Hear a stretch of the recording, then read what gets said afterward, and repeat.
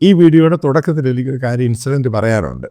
എന്ന് വെച്ചാൽ ഞാൻ ഈ വീഡിയോ ചെയ്യുമ്പോഴൊക്കെ നിങ്ങൾക്കറിയാം, ഞാൻ ഈ മത തീവ്രവാദത്തിനെതിരെ പൂർണ്ണമായിട്ട് എതിർക്കുന്ന ഒരാളാണ്. അപ്പോൾ അതുമായിട്ട് ബന്ധപ്പെട്ട് ചിലപ്പോൾ നിങ്ങൾക്ക് സംശയം ഉണ്ടായിരിക്കും, ഇദ്ദേഹം വലിയ ആൻറ്റി മുസ്ലിമാണോ? ഞാൻ ആൻറ്റി മുസ്ലിമും ഇസ്ലാമോഫോബിയ ഉള്ള ഒരു കക്ഷിയൊന്നുമല്ല.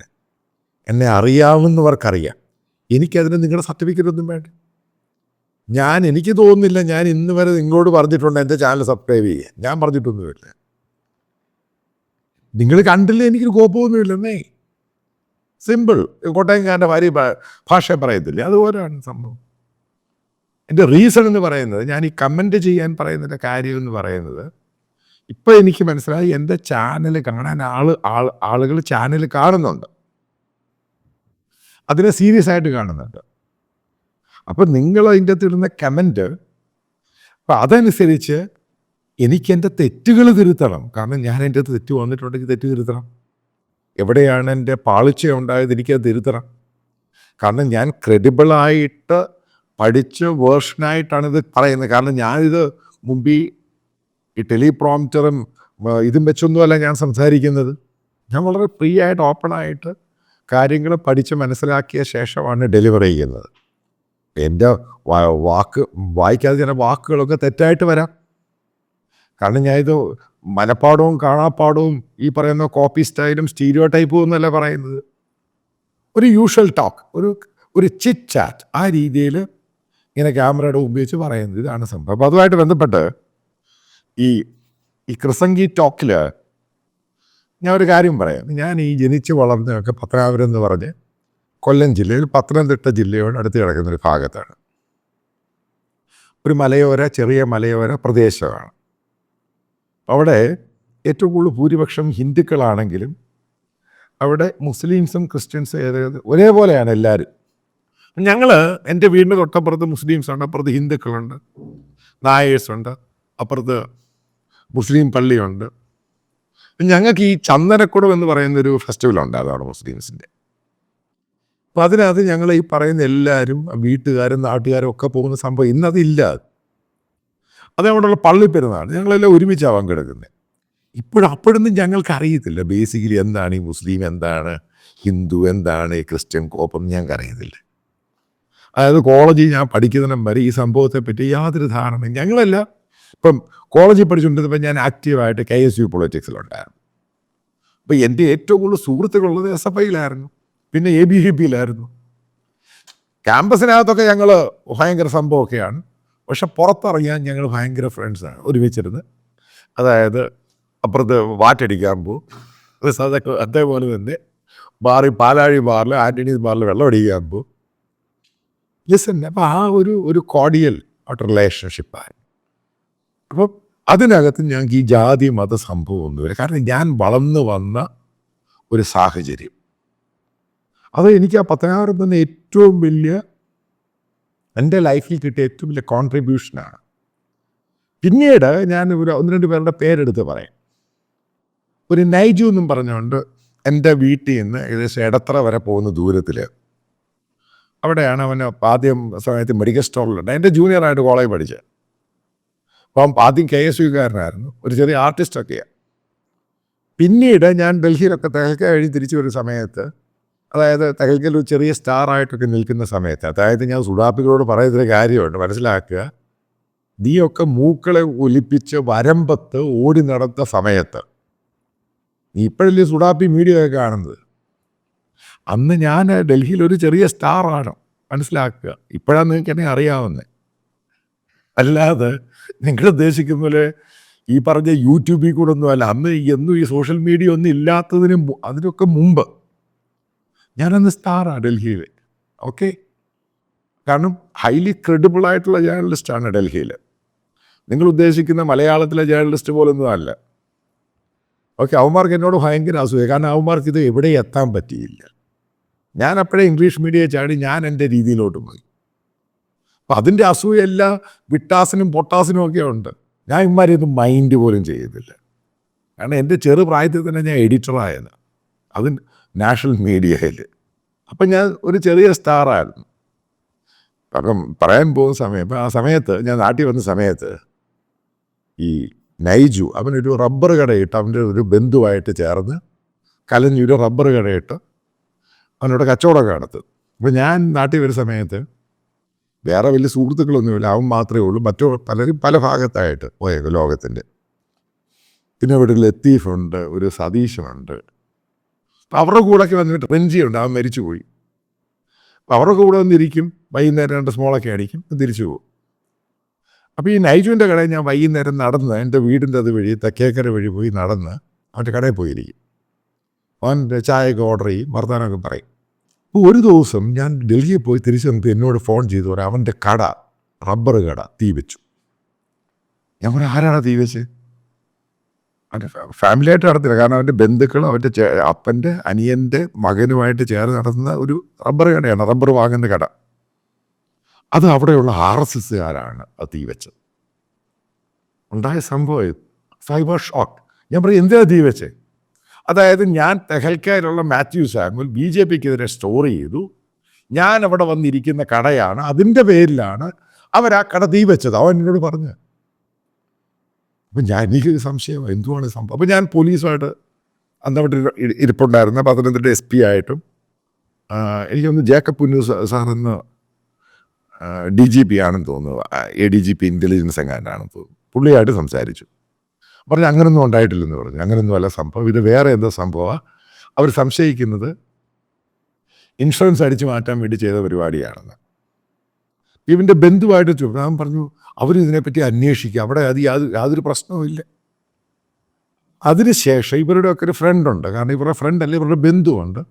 കുറച്ച് അവനും എൻ്റെ ചെറുപ്പത്തിലുള്ള ഇവരുടെ ബന്ധു അവരല്ല.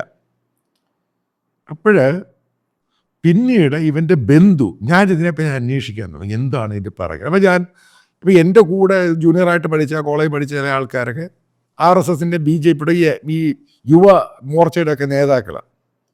ഞാൻ അവരോടും ചോദിച്ചു, ഇവിടെ ഞാനവിടെ വന്നിരുന്നതിൻ്റെ പേരിലാണോ നിങ്ങൾ ആ കട തീ വെച്ചത്? അവർ പറഞ്ഞാൽ അവരത് ചെയ്തിട്ടില്ല. അപ്പം ഞാൻ കലഞ്ഞൂർ അമ്പലവുമായിട്ട് ചുറ്റപ്പെട്ട് കിടക്കുന്ന ആൾക്കാരോടും ചോദിച്ചു, ഇതാണ് സംഭവം. കാരണം ടെലിഫോണിലും മൊബൈലിലൊക്കെ സംസാരിക്കാൻ പറ്റും, ഇവർക്കൊക്കെ എന്നെ അറിയാം, പേഴ്സണൽ ബന്ധമുള്ളവരാ എല്ലാവരും. പിന്നീട് ഇവൻ്റെ ബന്ധു വന്ന് പറഞ്ഞു, ഈ നൈജു എന്ന് പറഞ്ഞവൻ പക്ക സുഡാപ്പിയ, അതായത് നമ്മുടെ മുമ്പിൽ കാണിച്ച മുഴുവന് കള്ളത്തരമാണ്. അത് കഴിഞ്ഞ് ഇവൻ്റെ ബന്ധുവായ മറ്റൊരാൾ, അവൻ ദുബായിലാണ്, അവന് ഈ കാര്യം അതായത് ഒതൻറ്റിക്കേറ്റ് ചെയ്ത് പറഞ്ഞു, അവനൊരു കമ്മ്യൂണിസ്റ്റുകാരനോ. അപ്പോഴാണ് മനസ്സിലായത് നമ്മുടെ മുമ്പിൽ കാണുന്ന ഈ സ്നേഹവും പറച്ചിലൊന്നുമല്ല. കാരണം ഞാൻ അന്ന് ഇവനെ കട്ട് ചെയ്തു. ഞാൻ ഈ ഇടയ്ക്ക് അമേരിക്കയിലും യൂറോപ്പിലൊക്കെ പോകുന്ന സമയത്ത് ഞാൻ ദുബായിൽ ഇറങ്ങിയിട്ടേ പോകത്തുള്ളൂ അധികം. അവിടെ കഴിഞ്ഞ് എൻ്റെ ഈ 2-3-4 ഫ്രണ്ട്സ് ഉണ്ട്, ഈ പറഞ്ഞ ഈ നൈജുവിൻ്റെ ബന്ധുവായ ഫ്രണ്ട്സ്. ഞാൻ പേര് പറയുന്നത് കാരണം ഇപ്പോഴും ദുബായിൽ വളരെ ആക്റ്റീവാണ്. അപ്പോൾ അവനെ വിളിക്കും, അവനെ വിളിച്ചു കഴിഞ്ഞിട്ട് അവൻ വണ്ടി കൊണ്ടുവരും. ഞാൻ അവിടെ ഒരു ഹോട്ടലിൽ താമസിക്കും 2 ദിവസം. എനിക്ക് അവിടെ അവിടെയുള്ള കേരള കമ്മ്യൂണിറ്റിയെ കാണാൻ ഭയങ്കര ഇഷ്ടമാണ്. കേരളം കഴിഞ്ഞാൽ ഏറ്റവും കൂടുതൽ മലയാളികളെ കാണുന്നത് ദുബായിൽ. പിന്നെ അവിടെയുള്ള കേരളത്തിൻ്റെ റെസ്റ്റോറൻറ്റ് എന്ന് പറയുന്നത് വളരെ കേരളത്തിൽ കിട്ടാത്ത എല്ലാ നല്ല ഭക്ഷണവും മലയാളി ഭക്ഷണം കിട്ടുന്ന ഒരു ഡെസ്റ്റിനേഷനാണ് ദുബായ്. അപ്പം അവിടെ ഞാനവിടെ ഹോട്ടലിൽ താമസിക്കും 2 ദിവസം കഴിഞ്ഞ് ഞാൻ അവിടുത്തെ വല്ല യൂറോപ്പിലോട്ടോ ചിലപ്പോൾ സൗത്ത് ആഫ്രിക്കയിലോട്ടോ അമേരിക്കയിലോട്ടോ അങ്ങ് പോവുകയും ചെയ്യും. ഈ സന്ദർഭത്തിൽ ഞാൻ ഈ ഇവനുമായിട്ട് സംസാരിച്ചപ്പോൾ എന്നോട് പറഞ്ഞൊരു കാര്യമുണ്ട്. ആ പോയിൻ്റാണ് പ്രധാനപ്പെട്ട പോയിന്റ്. എന്നോട് പറഞ്ഞൊരു പ്രധാനപ്പെട്ട കാര്യം, ഞാൻ വെള്ളം അടിച്ചോണ്ടിരിക്കുകയാണ് രണ്ടും കൂടെ. പന്നിയിറച്ചി കഴിക്കാത്ത മുസ്ലിങ്ങളെ വിശ്വസിക്കരുത്. ഞാൻ പറഞ്ഞു, നീ അത് പറയാൻ കാരണം എന്ത്? അച്ചായ ഞാൻ പന്നിയിറച്ചി കഴിക്കുന്നുണ്ട്. അദ്ദേഹം പറഞ്ഞ് എൻ്റെ ഭാര്യയ്ക്ക് അല്ല അവർക്കൊന്നും അറിയത്തില്ല, പക്ഷെ ഞാൻ കഴിക്കുന്നുണ്ട്. അപ്പോൾ ഈ പറയാൻ ഒരു കാര്യം എന്നോട്, അപ്പോൾ അതൊരു പോയിൻ്റാണ് ഈ സംഭവം. അപ്പം ഞാൻ വീഡിയോ നീണ്ടുപോകല്ല, ഞാനിപ്പം പറയാൻ പോകുന്ന ടോപ്പിക്കിലോട്ട് വരികയാണ്. അതായത് മനസ്സിലാക്കേണ്ടത്, എനിക്കിവിടെ ഒരു മുസ്ലിം സഹോദരങ്ങളോടും അവരോടും യാതൊരു വെറുപ്പുമില്ല. നിങ്ങളുടെ മത തീവ്രതയെ ഞാൻ വെറുക്കുന്നു, ഭയങ്കരമായിട്ട് വെറുക്കുന്നു. അത് നിങ്ങൾക്ക് മാത്രമല്ല, നിങ്ങളുടെ ജനറേഷന് മാത്രമല്ല, വരാൻ പോകുന്ന കമ്മ്യൂണിറ്റിക്കും ഈ ലോകത്തിന് ഏറ്റവും ഭീകരതയാണ് നിങ്ങളുടെ മത തീവ്രത. അതിനെ ഒരു കാരണവശാലും പ്രോത്സാഹിപ്പിക്കാൻ ഞാൻ സമ്മതിക്കില്ല. അതിനെ നിരന്തരമായിട്ട് അതിനെതിരെ പറഞ്ഞുകൊണ്ടിരിക്കും. ഒരു കാരണവശാലും കാരണം നിങ്ങൾ ഉദ്ദേശിക്കുന്നതല്ല ലോകം മുന്നോട്ട് പോകുന്നത്. അപ്പോൾ എൻ്റെ ഈ ടോപ്പിക്കിലോട്ട് ഞാൻ കയറുകയാണ്. കാരണം ഇതിങ്ങനെ സംഭവം പറയേണ്ട ആവശ്യമില്ലായിരുന്നു. പക്ഷേ ഈ പറയാൻ പോകുന്ന ടോപ്പിക് എന്ന് പറയുന്നത്, അതായത് ജർമ്മനിക്ക് അടി കിട്ടി 2024, അമേരിക്കയ്ക്ക് 2025 1-ാം തീയതി അടി കിട്ടി. ഇനി അടുത്ത അടി എവിടെയാണ് കിട്ടാൻ പോകുന്നത്? ചോദ്യമാണ്. ഉറപ്പായിട്ടും അടുത്ത അടി കിട്ടേണ്ട രാജ്യം എന്ന് പറഞ്ഞ് കാനഡയാണ്. പിന്നീട് കിട്ടേണ്ടത് ബ്രിട്ടനാണ്.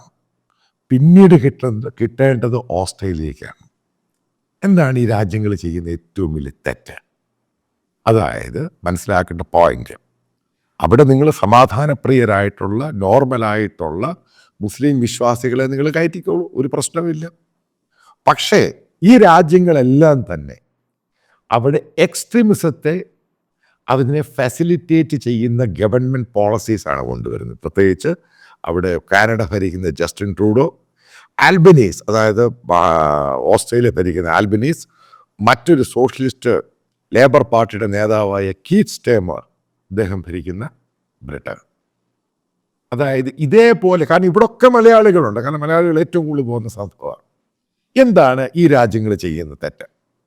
നമ്മൾ ഈ ഇസ്ലാമിക് എക്സ്ട്രീമിസം മാത്രമൊന്നുമല്ല, അവിടെ സിഖ് ടെററിസ്റ്റെ പോലും ഈ പറയുന്ന കാനഡയിലെ ജസ്റ്റിൻ ട്രൂഡോ അയാൾ ഫെസിലിറ്റേറ്റ് ചെയ്യുന്നുണ്ട്. ജസ്റ്റിൻ ട്രൂഡോ പറയുന്നത് എന്തുവാണ്? എക്സ്ട്രീമിസത്തെ, അതായത് ഭീകരവാദ പ്രവർത്തനത്തെ അയാൾ പറയുന്നത് മാനുഷിക പ്രവർത്തകൻ. അതായത് 10-24 പേരെയും ബോംബ് വെച്ച് കൊന്ന സിഖ് ടെററിസ്റ്റിനെ പറയുന്നത് അവൻ മനുഷ്യാവകാശത്തിന് വേണ്ടി പ്രവർത്തിക്കുന്നവനാണ്. അത് ഞാൻ ഈ കാനഡ ഈ 10 ശേഷം പോയില്ല. ഏതായാലും ഞാൻ അടുത്ത ഈ സമ്മറിൽ കാനഡയിൽ പോകുന്നുണ്ട്. അപ്പം ആ സമയം ഇത് പറയേണ്ട കാര്യം എന്ന് പറയുന്നത്, ഈ കാനഡയിൽ ഉണ്ടായിരിക്കുന്ന സംഭവം, അതായത് ഈ ഒരു ഭാഗത്ത് അവർ ഇസ്ലാമിക എക്സ്ട്രീമിസം അതിനെ ഫെസിലിറ്റേറ്റ് ചെയ്യുന്നു, ഇപ്പുറത്തെ ഭാഗത്ത് സിഖ് എക്സ്ട്രീമിസം അതിനെ ഫെസിലിറ്റേറ്റ് ചെയ്യുന്നു. എന്താണ് ബ്രിട്ടൻ ചെയ്യുന്നത്? അതും ഒരു ഭാഗത്ത് അവർ ഇസ്ലാമിക ടെററിസം, എക്സ്ട്രീമിസം, റാഡിക്കൽ ഇസ്ലാം അതിനെ അവർ ഫെസിലിറ്റേറ്റ് ചെയ്യുന്നു, ഇപ്പുറത്ത് സിഖ് അതിനെ ഫെസിലിറ്റേറ്റ് ചെയ്യുന്നു. ഓസ്ട്രേലിയ ഇതുപോലെ തന്നെ ഉണ്ടായിരിക്കുന്നത്. അപ്പം ഈ രാജ്യങ്ങൾക്ക് ഇതേപോലെയുള്ള അടിയുടെ ആവശ്യമുണ്ട്. അതായത് ട്രക്ക് കയറി ഇവൻ്റെ പച്ച മലയാളത്തിൽ കയറി അടിച്ചു കഴിയും. കാരണം സാധാരണക്കാരൻ കൊല്ലപ്പെടുന്നത് ഒന്നും അറിയാത്ത ഇന്നസെൻ്റ് ആൾക്കാരാണ് എപ്പോഴും ബലിയാടാകുന്നത്. ഇതോടുകൂടിയാണ് ഇവിടെ ഉണ്ടാകാൻ പോകുന്ന ഫാർ റൈറ്റ് മൂവ്മെൻറ്റ് ഈ രാജ്യങ്ങളിലൊക്കെ കയറി വരും. ഞാൻ അതുകൊണ്ടാണ് നിങ്ങളോട് ഈ കാര്യങ്ങൾ പറയുന്നത്. ഇപ്പോൾ ഫാർ റൈറ്റ് മൂവ്മെൻറ്റ് വന്നു കഴിഞ്ഞാൽ ഏറ്റവും വലിയ പ്രശ്നം എന്താണ്? ഏറ്റവും പ്രധാനപ്പെട്ട പ്രശ്നം, അവരവിടെ കൺസർവേറ്റീവായിട്ടുള്ള അവൻ്റെ രാജ്യത്ത് ജീവിക്കുന്ന അവൻ്റെ സിറ്റിസൺ ഒഴികെ ബാക്കിയുള്ളവനെ അവൻ വല്ലാതെ കയറി അങ്ങ് വേട്ടയാണ്. ഇത് ഞാൻ വെറുതെ പറയുന്നതല്ല, അതാണ് ഫാർ റൈറ്റിൻ്റെ അവരുടെ പൊളിറ്റിക്കൽ ഐഡിയോളജി അതാണ്. അപ്പോൾ ഈ ഫാർ റൈറ്റ് കയറി വന്നു ഇതേപോലെ വേട്ടയാടിക്കഴിഞ്ഞാൽ ഉറപ്പായിട്ട് നിങ്ങൾ മനസ്സിലാക്കുക, അവർ ഇസ്ലാമിലുള്ളവരെ മാത്രമുള്ള മറ്റുള്ള കമ്മ്യൂണിറ്റികളെ അവർ പുറത്താക്കും.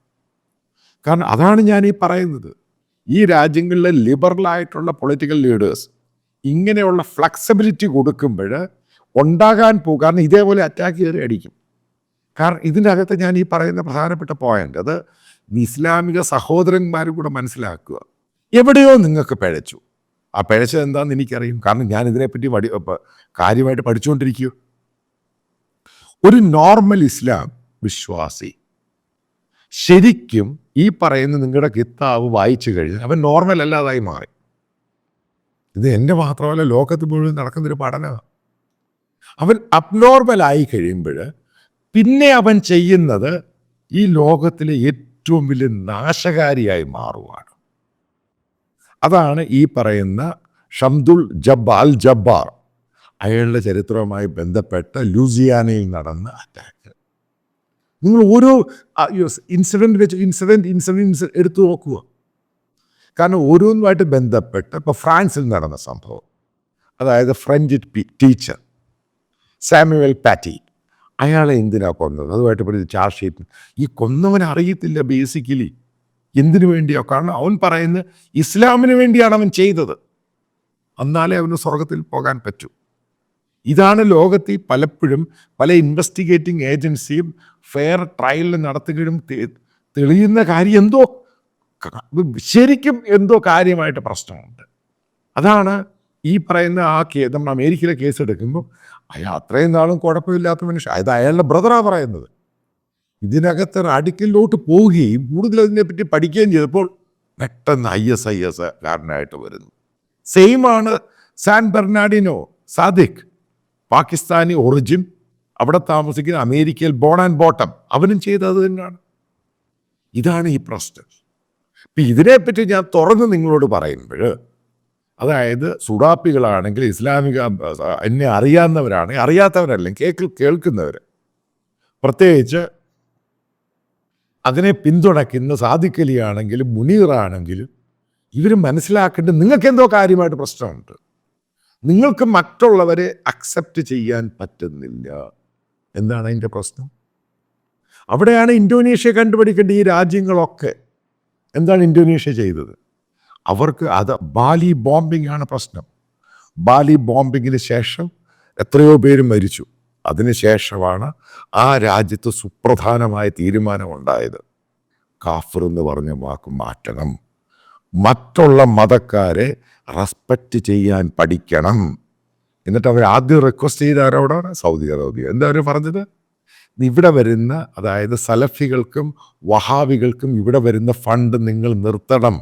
ഞങ്ങൾക്ക് ഈ പറയുന്ന കൂട്ടരെ ഫേസ് ചെയ്യാൻ ഞങ്ങൾക്കതിനുള്ള പവറില്ല, ഞങ്ങൾക്കതിനുള്ള പണമില്ല.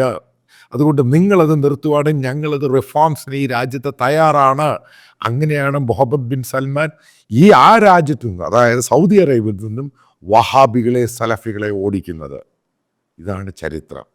അതിൻ്റെ ഈ മുഴുവനും എക്സ്ട്രീമിസം എന്ന് പറയുന്ന ഇതിലോട്ടാണ്. വഹാബികളും സലഫികളുമാണ് ഇതിൻ്റെ പ്രധാനപ്പെട്ട കാരണം. അപ്പോൾ നമ്മളതിനകത്ത് ഈ കാന്തപുരം എന്ന് പറഞ്ഞ മനുഷ്യൻ, അപ്പം ഞാൻ അതിനെപ്പറ്റി അയാളൊരു മര്യാദക്കാരന്, അയാൾ വിശ്വാസിയാണെന്നേ ഉള്ളൂ. അയാൾ മാത്രമാണ് ഇതിനെ പൂർണ്ണമായിട്ട് എതിർക്കുന്നത്.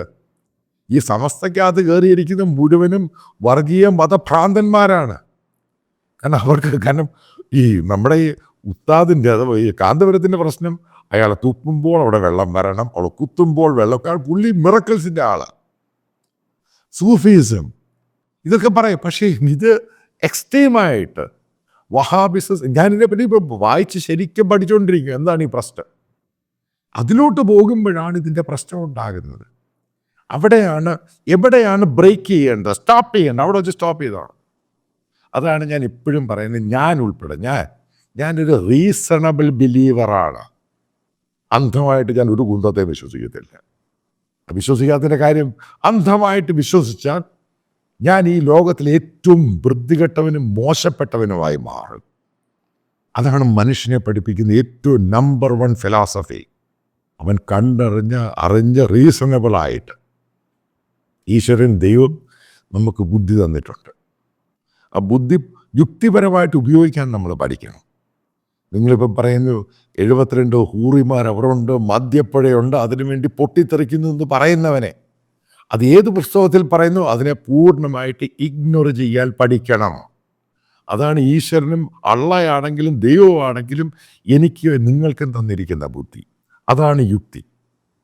അതിലാണ് ഉറച്ചത്. കാരണം അതാണ് സയൻസ്. അതാണ് ഈ ലോകത്തെ നയിക്കുന്നത്. സയൻസിനെ തള്ളിക്കളയും, അപ്പോഴേ പറഞ്ഞോണം ഇവരാൾ ശരിയല്ലെന്ന്. അത് ആലോചിച്ച് നോക്കുകയാണ്. ഇവിടെയാണ് നമ്മൾ നിർത്തേണ്ട സ്ഥലത്ത് തന്നെ നിർത്തിക്കുകയാണ്. അല്ലെങ്കിൽ നമ്മൾ പോകുന്ന നാശത്തിൽ നിന്നും നാശത്തിലേക്കാണ്. അതിനൊരു കാരണവശാലും അനുവദിച്ചു കൊടുക്കരുത്. അതാണ് ഈ വീഡിയോയുടെ സാരാംശം.